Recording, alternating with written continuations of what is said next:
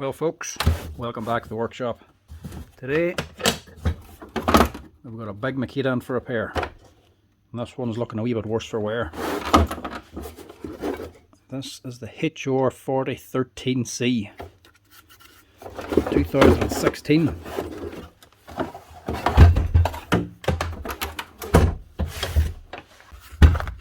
Now this one I'm guessing is going to need a full strip, as long as the motor's still okay.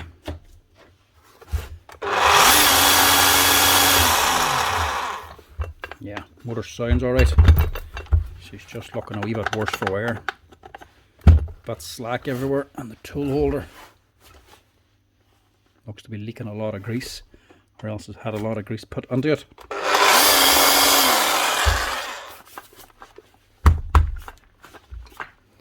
Can't hear the striker going back and forth, mind you. Let's see if she's actually hammering or not.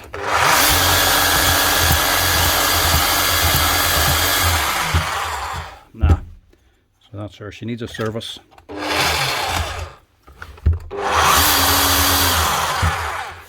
But it does still bore. It's very stiff actually. It's all gummed up on here. Right, this one's going to need a full strip and tear down.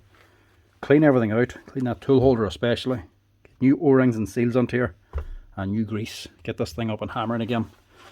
She's, what did I say, 2016. So she's not all that old, only about 8 years old. Right, just get stuck under here, get it done. Hopefully have all the parts I need for this machine.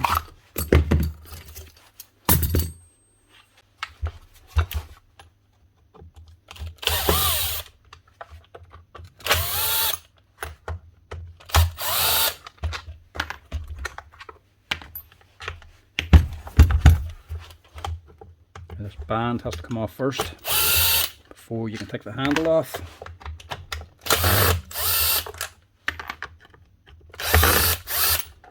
There's actually 4 screws up here. Another one there. Then you have to take this band off here like a KitchenAid mixer.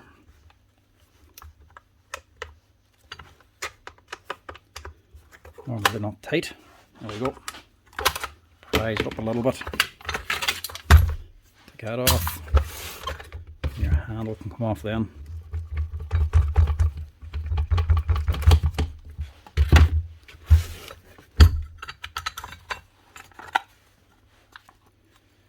So I've got her in rotary mode.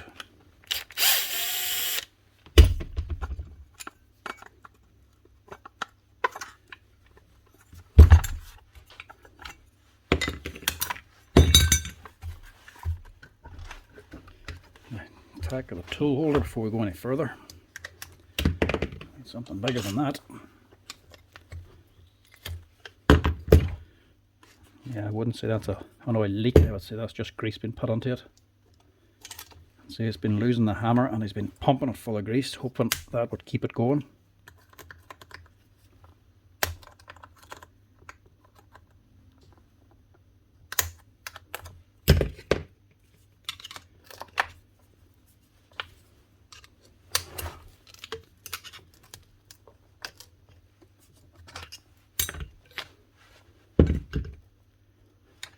That's a hell of a mess.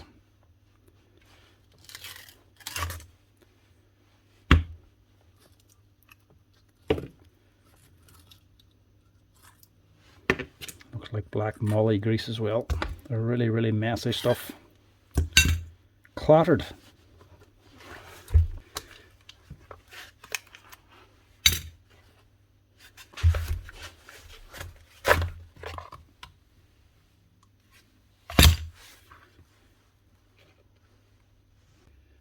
This is one of the awkward ones. Some of the older ones are not old, but more modern ones, they had the dampers on the side to pop off to get to these screws. These dampers are actually built onto the aluminium housing here. So you can get to this screw, but you can't get to that one. So you have to pull this side of the damper off. This one's actually built into the housing. So you also have to take this here switch off at the back as well. Not that big a deal, it's just a different way of doing it.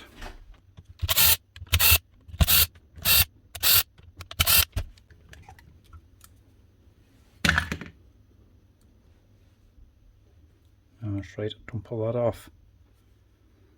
So oil seals actually goes through this here lever as well. Doesn't look all that bad on the inside actually. There's still grease in there anyway.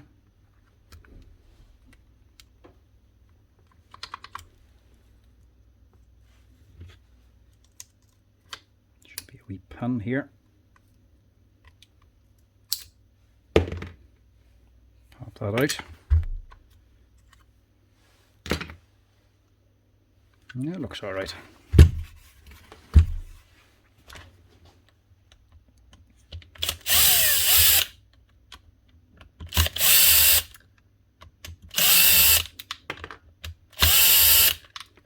There's just a second switch. You can use it for hammer only, like a demolition hammer.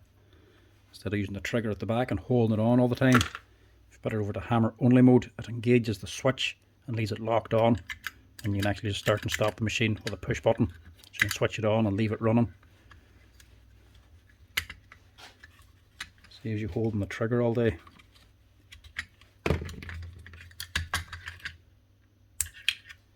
Get that out.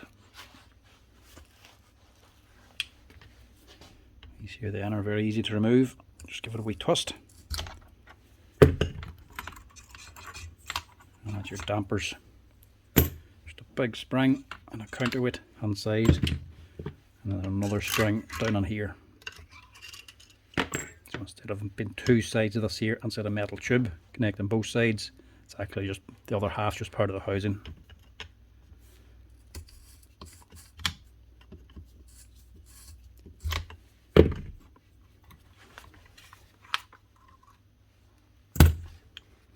Now you can get to these screws.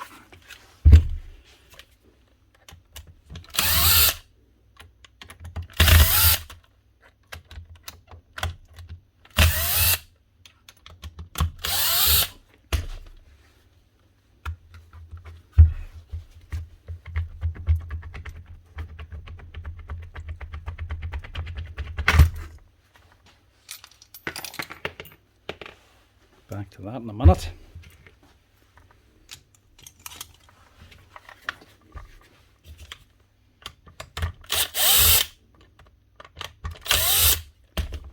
Strip down the whole thing because it all needs a good clean.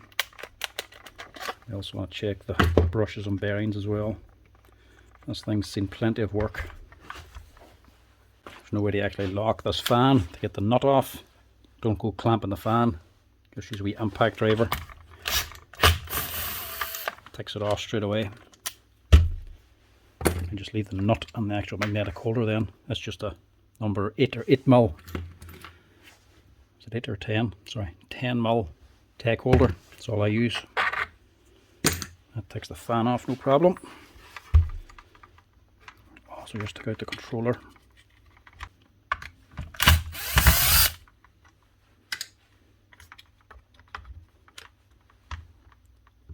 That'll just allow me to get the lead out of the way as well without disconnecting it.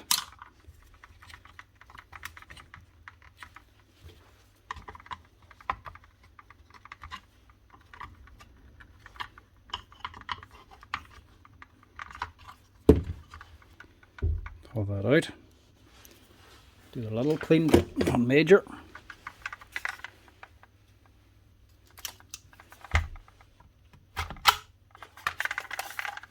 Brushes are well worn out. They're nearly gone completely.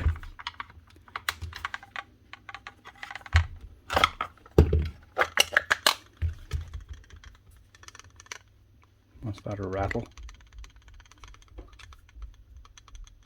It's actually just the play in the gears. There's wear in that armature gear, but not too much. That's just the wear in the actual clutch for your rotation. Wouldn't worry too much about that. Generally that doesn't wear out too badly. Normally it's the wear on the piston crank that actually wears even more. That's actually alright. There's not too much wear on it. As you can hear when you spin it, there's no compression whatsoever. It's actually running that free. You think there's no piston there. Sometimes they can snap off or break. You think there's nothing there, but it is still connected. So the O-rings must be gone completely. Normally you get some sort of compression onto the striker on here, the bolt. That's nothing, so that's the problem. Full service needed just. That bearing's starting to fail. A little bit of wear in that armature, look. See the ridge on it. Not a big deal. New brushes will just bed into that anyway. I'll probably have to press that out. That's a tight fit. The bearing's not gone, but it's starting to get a little bit slack. You can hear it rattling, so we'll have to change that. Oil seal. Technically it didn't actually leak. Could get away with it.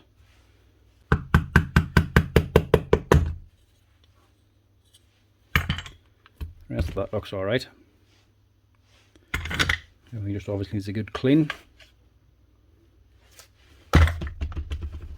This is the main bit.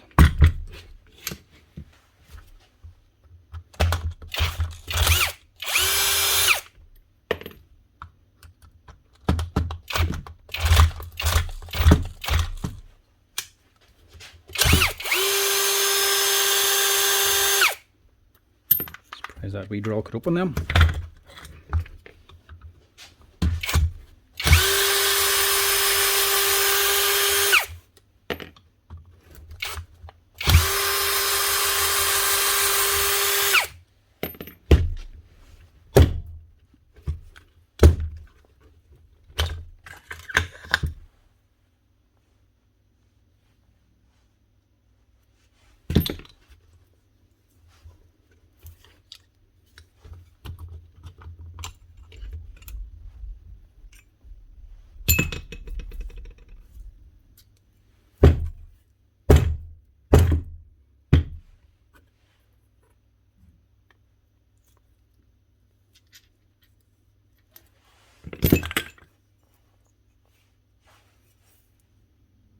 Kiwis are still inside too.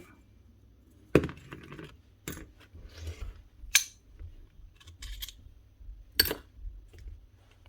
that oil seal out now. That wee lever, that wee plate goes through the oil seal here. That's a part of the seal. Don't just yank it out.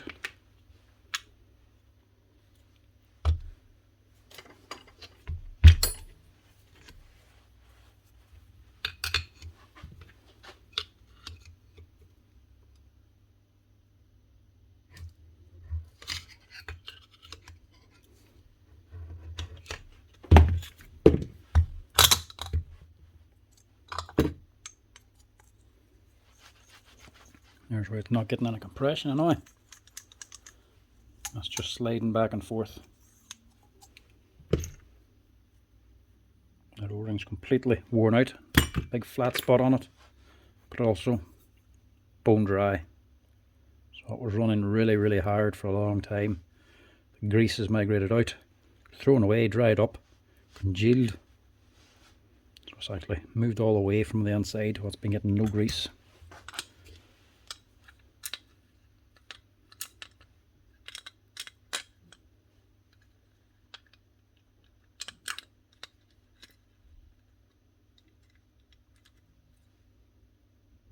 Sometimes these do not come out. Piston doesn't come out of there, and it won't come out up here. So you actually have to take the crank out to get that piston out. Sometimes the cranks have to be sitting in a certain position to get them out. So as you see in this one, there's a wee extra oval shape up here. It's not a full round hole. There's a wee position up here. So that crank has to sit up there to actually come out. So obviously the crank pin is offset at the top. If it's sitting down here, it's going to actually interfere or hit the aluminium body. So it has to be up.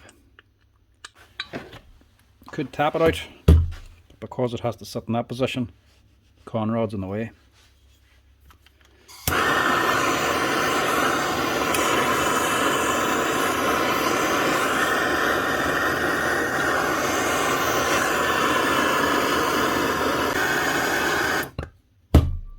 bit of heat. Get yourself a soft hammer, as a dead blow hammer, and just give the back of it a tap.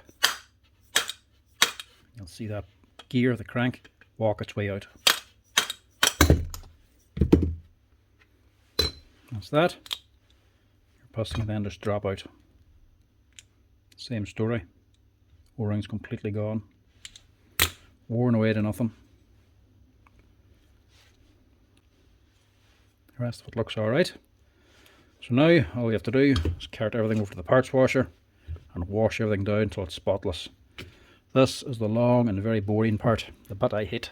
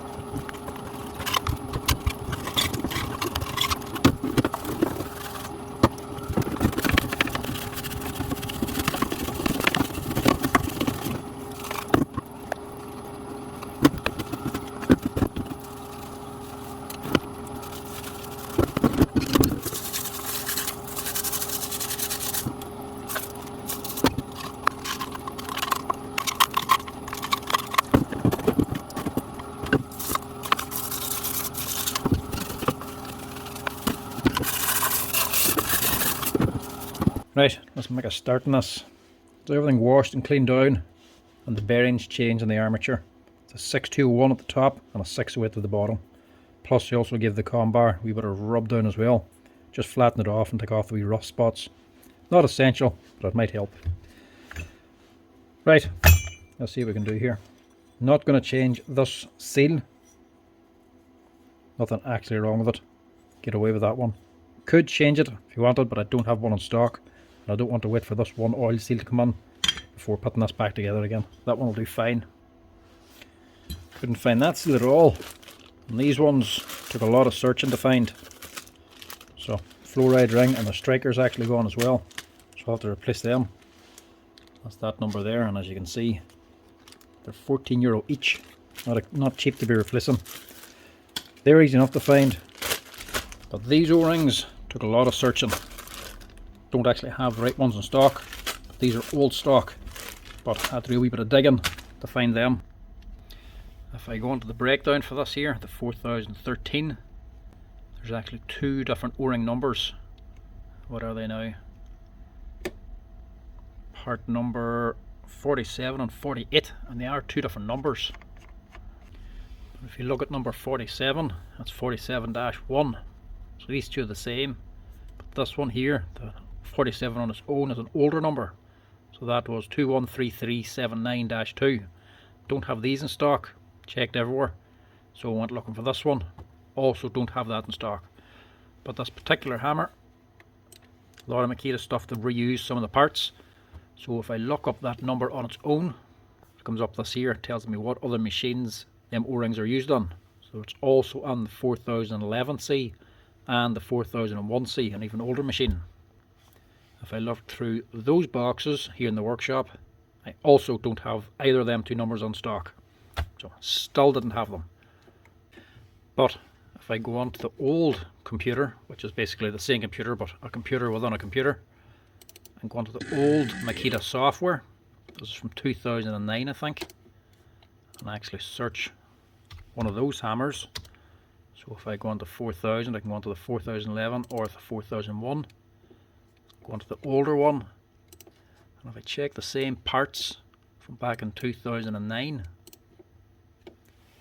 I get this number, 213962-5, different number again.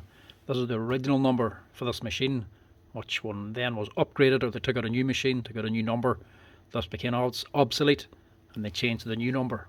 Luckily here in the workshop, we still have a lot of old stock parts, so went searching for this one.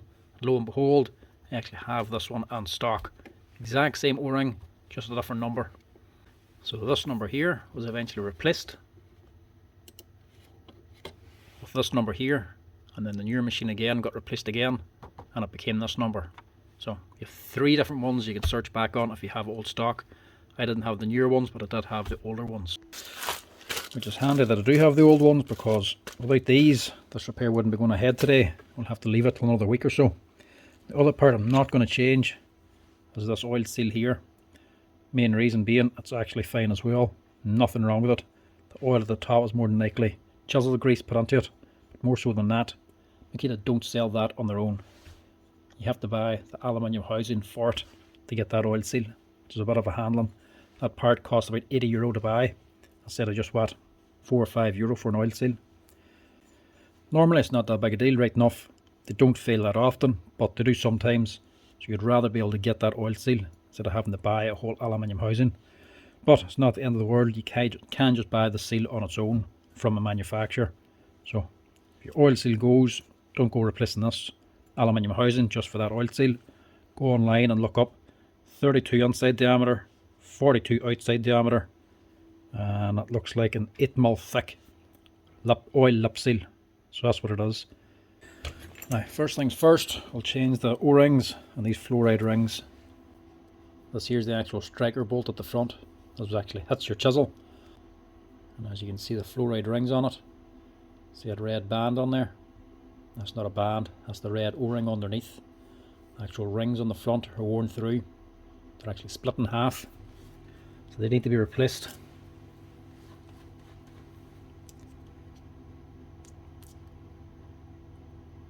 So easy enough to take off when they're this badly worn. but they're not easy to put on.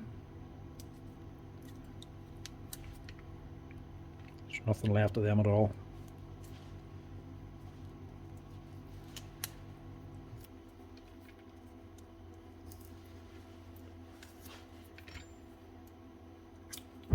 I might as well just change these O-rings too. Probably don't need to be changed, but these are cheap in comparison to the actual flow ride ring. So the red O-ring, that's the number there, 213317-4. Plenty of these in stock. They only cost like €1 each.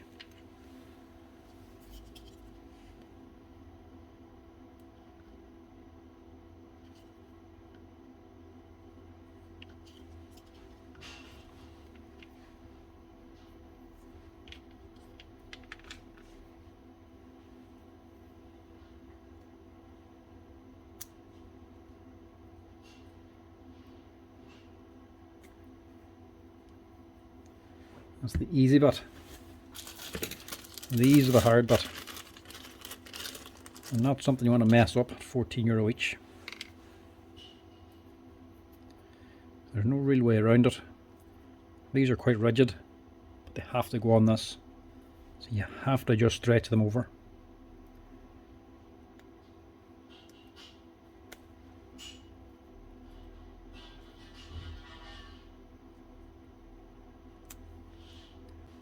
Just make sure the O-ring itself actually gets under this flow ride ring,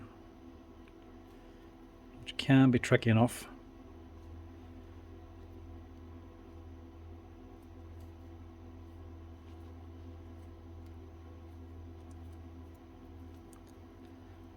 See, that's now raised up. It's not sitting down flat anymore. Same in this one.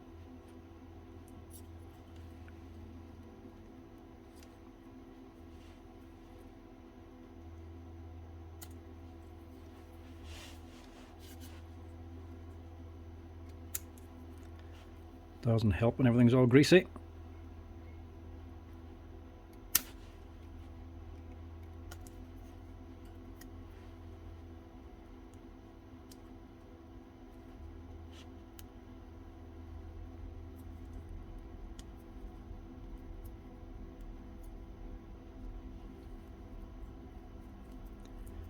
That's them on, but it's not going to go into a tool holder all that well. So when I mess around now, making sure it actually fits into the tool holder. There's actually a special tool you get, a little metal sleeve for compressing these in, but you can also just use the tool holder. That's where they're going anyway.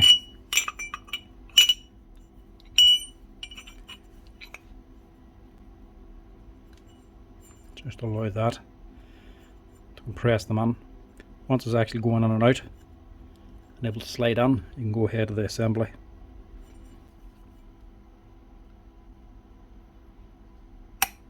That's the first one.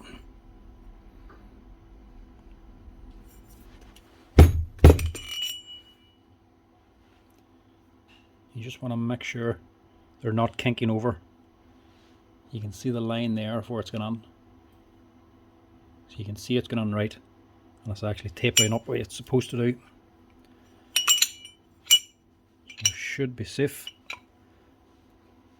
to press it on in. That's one.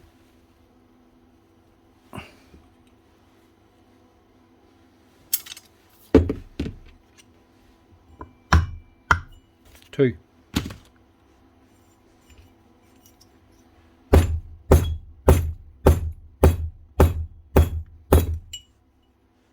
Make sure you're right now. Not a bother. That's pretty much perfect.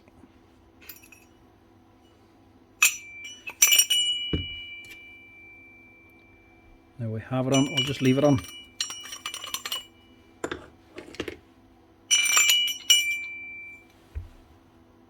Should go on a lot easier now. That's it.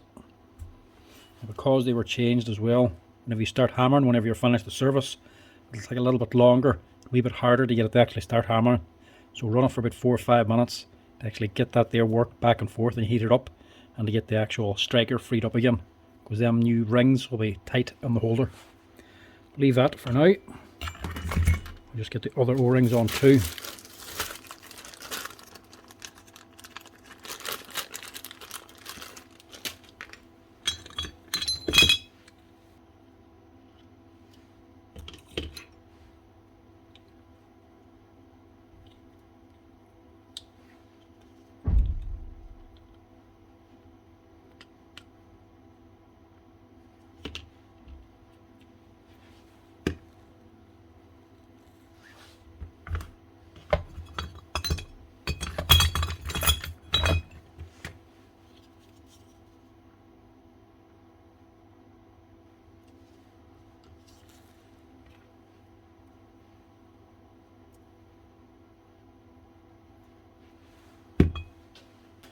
Right, I think we'll be good at that.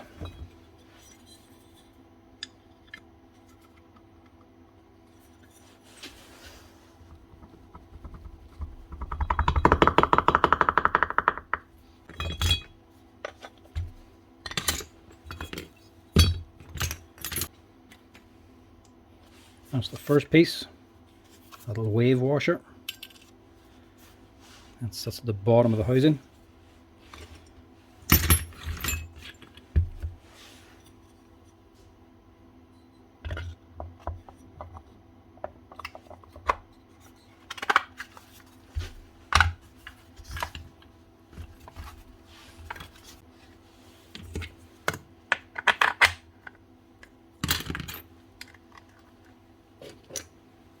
Nut still in the magnetic holder.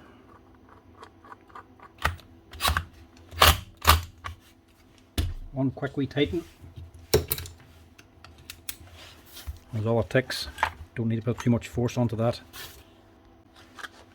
Brushes is the CB350s.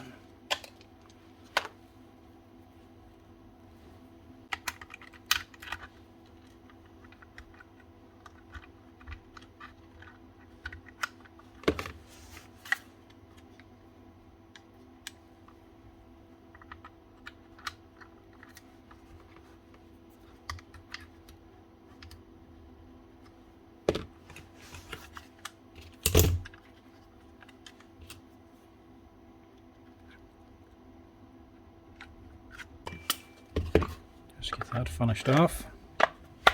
Leave the base free.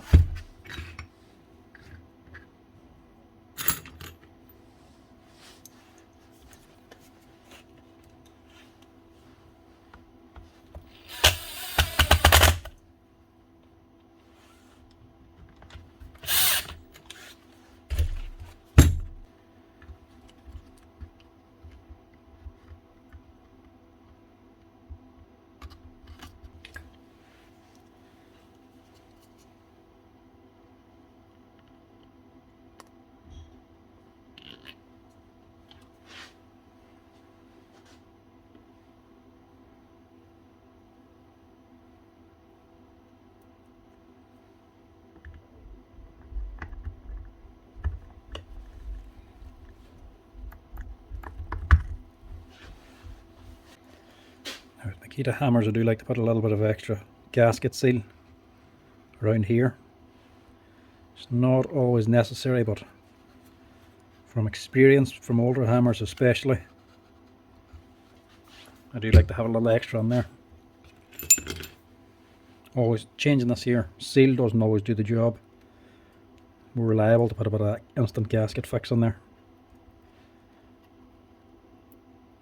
So just set that in place.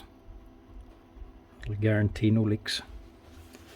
Right, leave that side for now.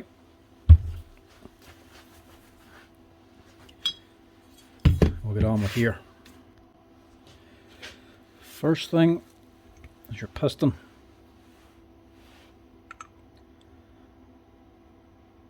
Well, the first thing is actually the crank. The piston has to go on at the same time. Just use your actual tool holder to hold the piston in place.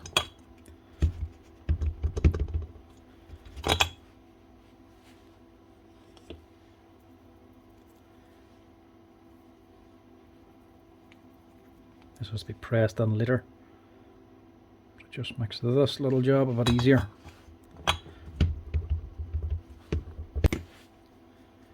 Bearing on this crank is still good. I'm going to refit this.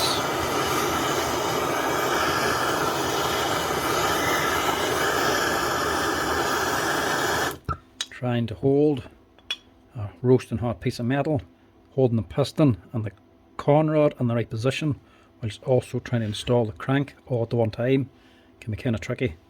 Use a tool holder to hold the piston just to make things easier, less inclined to burn yourself in.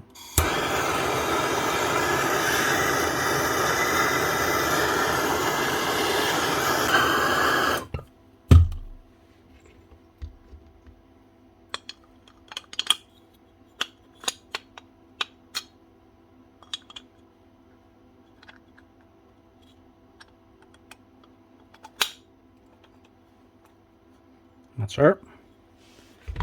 Piston in. And take that tool holder or hammer pipe back out again. We want to put extra grease under this.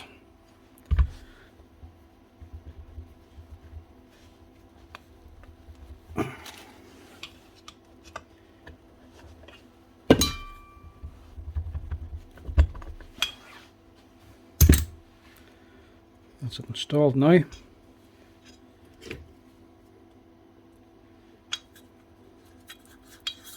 Now you get plenty of grease into it.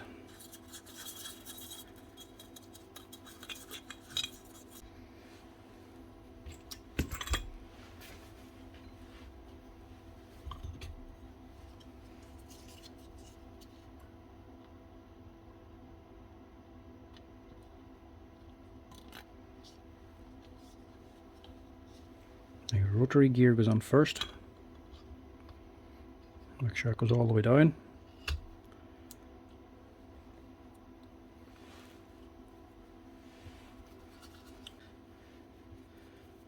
Now you install the hammer pipe. Any of those three O-rings are broken, make sure you replace them. Or if they look worn out, it's them that actually hold the hammer pipe into the housing.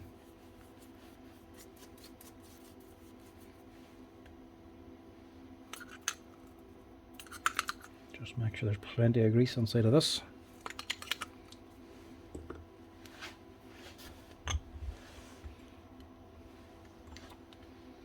Obviously, make sure the piston goes on.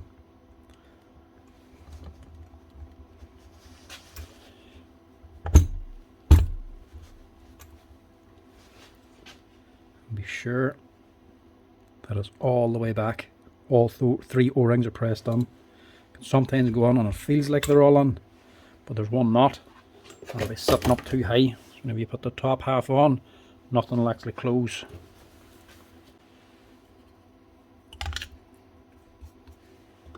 Bit of extra stuff on there.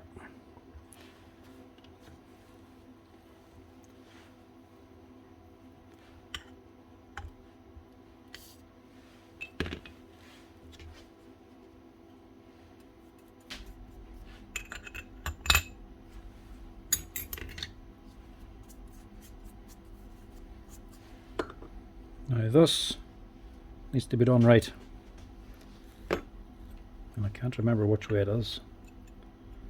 Two things. I have to prepare this as well, but I want to just make sure I'm doing this bit right. Yeah, so that's going on like this. So this needs to go on first. There's positions on this. Big notch here and a small notch there. Matches up the body. So that has to go on like that. These two here need to go on next. But before they can go on, we need to get the seal in place, because this is the bit that goes through the oil seal at the top here. So you want to put that on first, so this can pass through this little slot.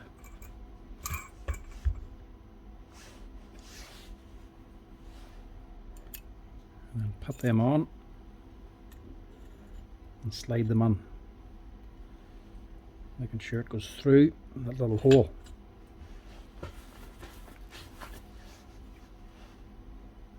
Like so.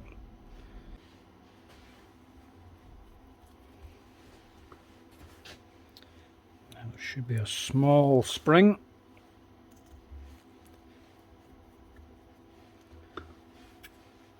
On this plastic sleeve.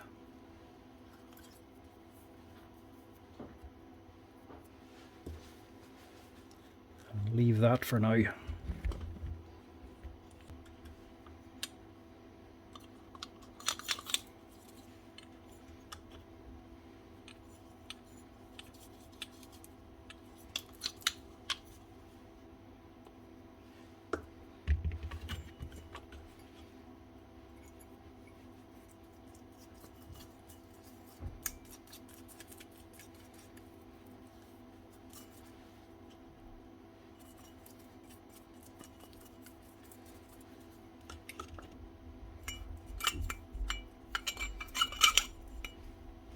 Now, your steel ring, there's a tapered side and a flat side.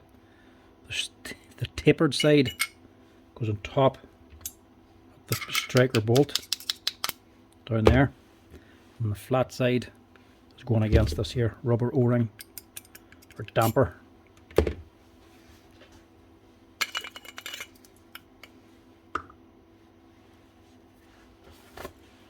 Quick wee look around now to make sure I'm not missing anything. Pull that through.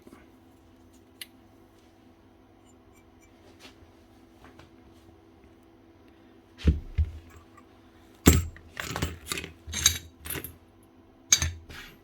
think we're still good.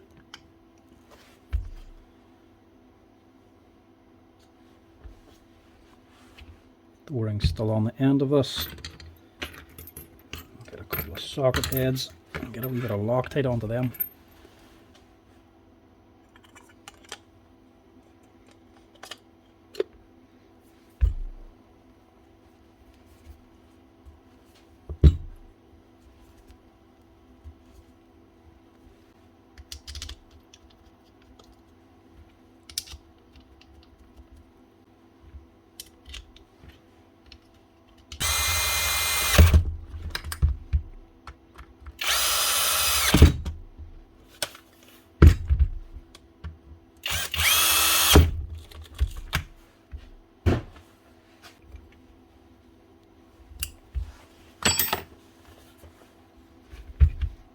Now,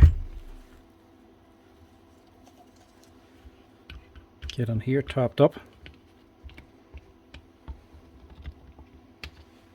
You can feel and hear the compression now.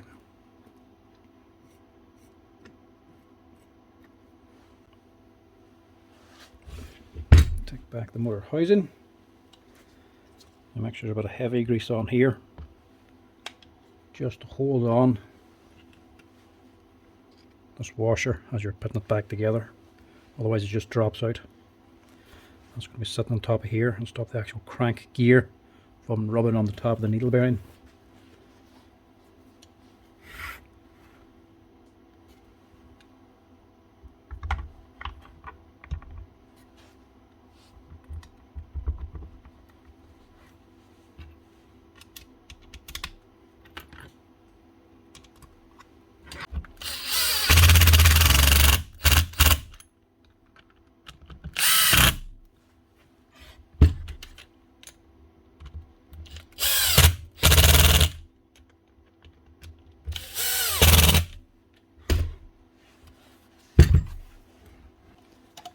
Now you want some grease on here, the dampers.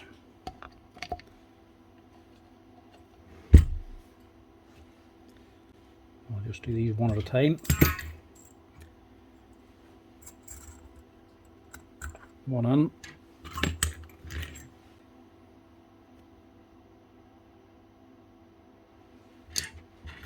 And then you actually have two springs, one with a green end and one without.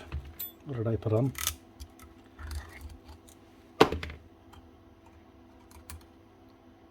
Yeah, one without. The green end goes on first. Should be that way. Then the end without.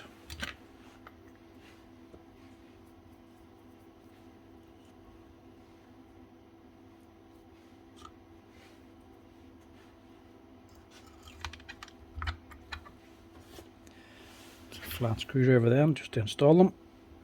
Press them in and just twist it over. They lock into place here.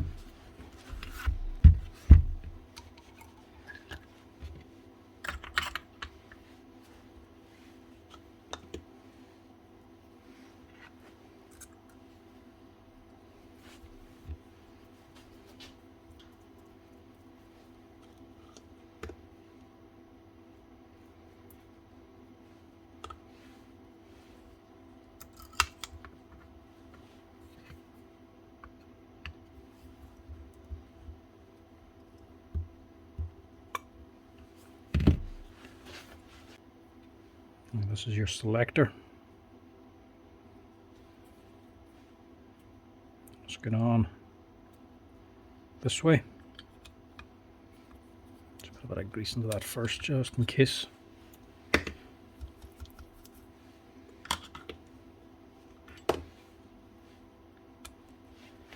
That's in there. And then your little metal pin then pushes through the hole and onto this spring underneath. And it's the spring that holds that pin. So whenever you change your knob on top, it's moving this arm which connects to this rod. It's moving that ring gear up inside, either locking it or engaging it on the drive wheel. Just double check, make sure I'm not forgetting anything.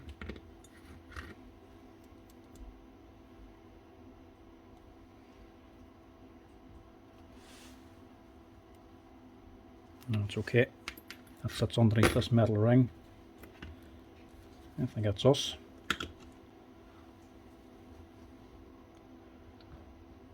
Yeah, a good 30 ml of grease under this.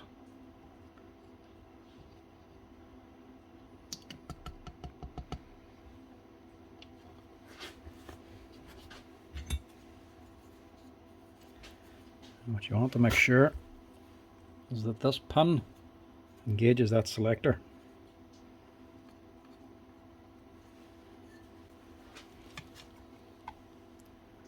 So I'm going to miss it there.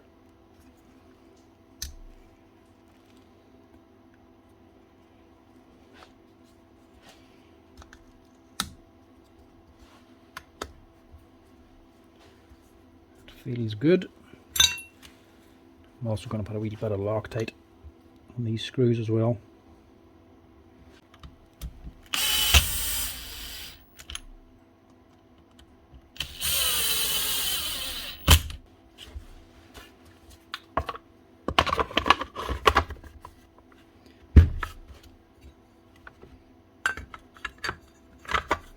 Nothing actually holding this top plate down or this front on. It's the handle screwed on to the front. It holds this on, and this is actually just floating on top. So this does become very slack over time.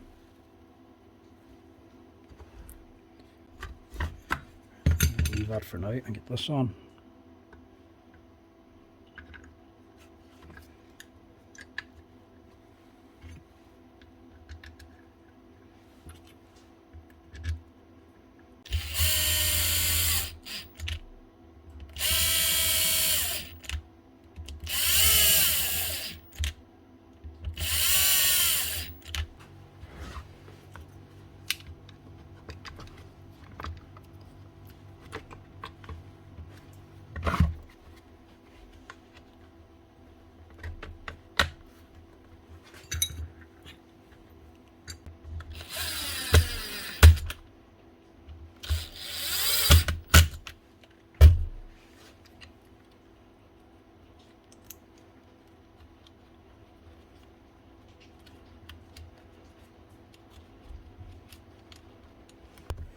Now we can put the covers on.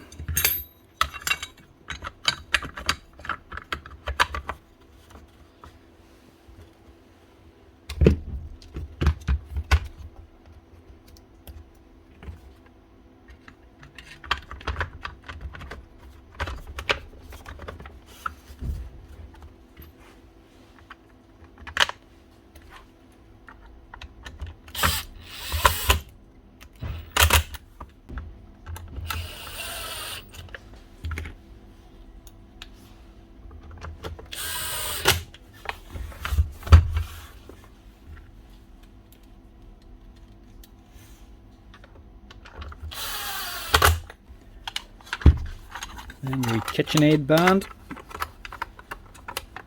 just wrapped around.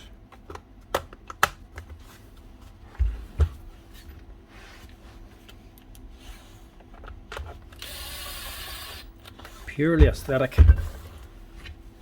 no real function at all.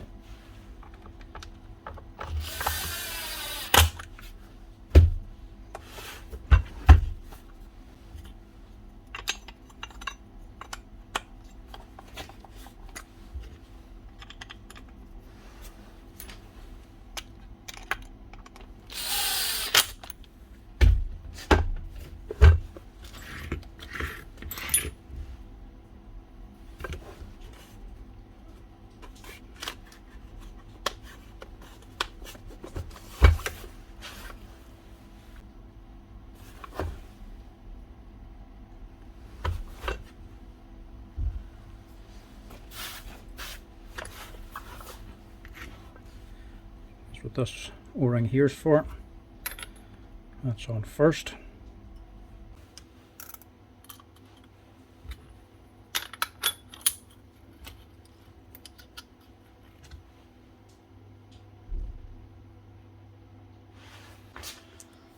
I'm actually just going to replace these as well. See how much that's actually worn out. That wears too much pressure on the actual tool holder, so it starts to wear as well. It's meant to look like that, look. So this man must be using this mainly as a rotary hammer. These are a lot cheaper to replace than the tool holder. So I'll put these on too. That'll help it last a bit longer.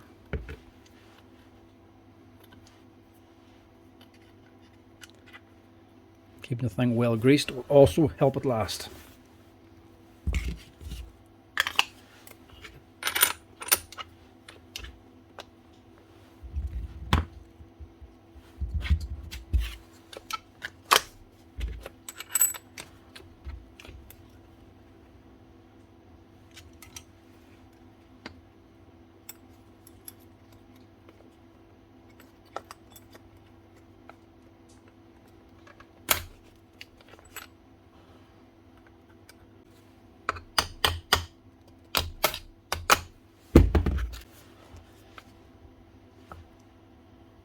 Cap's a little worn, but it's not worn out. Replace it if you want, it's only a few euro, but I don't think I have one in stock anyway. So the old one will do.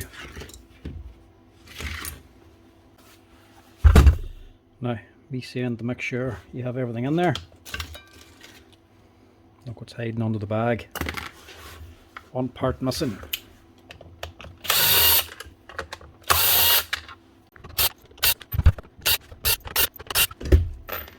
Should have realised, because it's the most awkward bit to keep in place.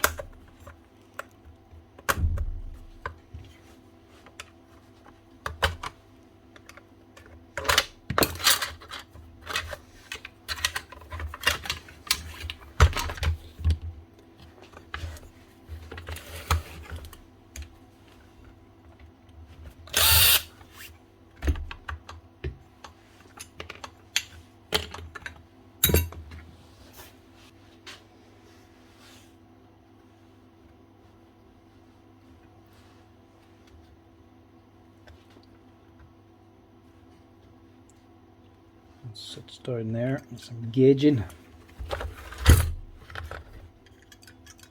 This here switch. There's an actual spring pin on this. Lift that up until it goes onto it. Or you can just change the position.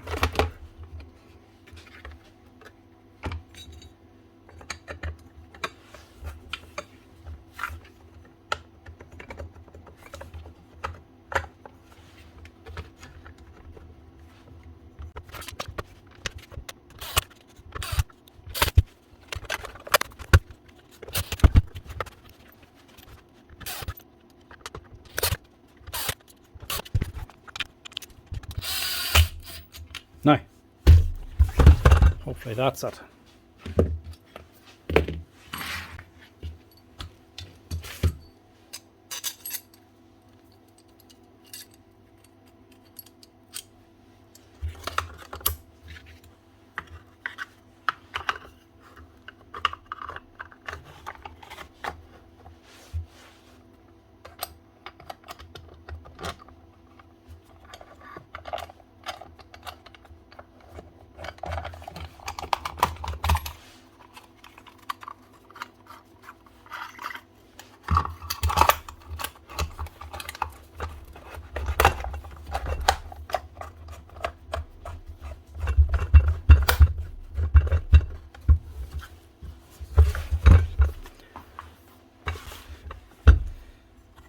Now, she's in rotary hammer mode.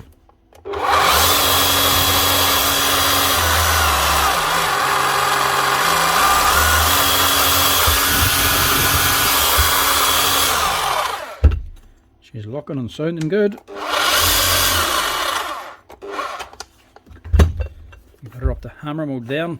Your switch is automatically locked in and the red light on this switch comes on.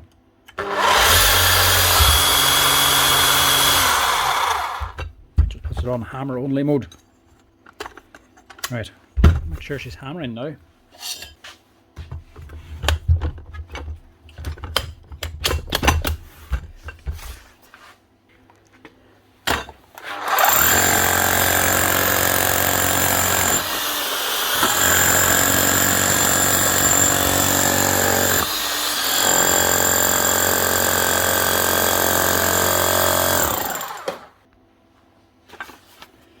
Lovely job. Sounding like a new hammer again. And also releasing the chisel a lot easier. That's her. One Makita HR4013C. Up and running again properly. With a full strip, clean, a few new O-rings, new bearings, new grease and new brushes. That gets her up and running again like a new machine. One other job I want to do before putting this back in the box. Clean the box, that is. There's no way I'm going to do all that bother to strip and clean that whole thing and put it back in an old dirty box again. That's her, and I mean all over. All cleaned out, serviced, stripped, cleaned and re-greased, including the box, all ready for work. That'll keep this man happy. Anyway folks, that's it. Thanks for watching. Hope you enjoyed this long Makita repair video. Stay tuned for plenty more videos to come. If you're liking the content folks, as always, give us a wee like and a follow. Cheers!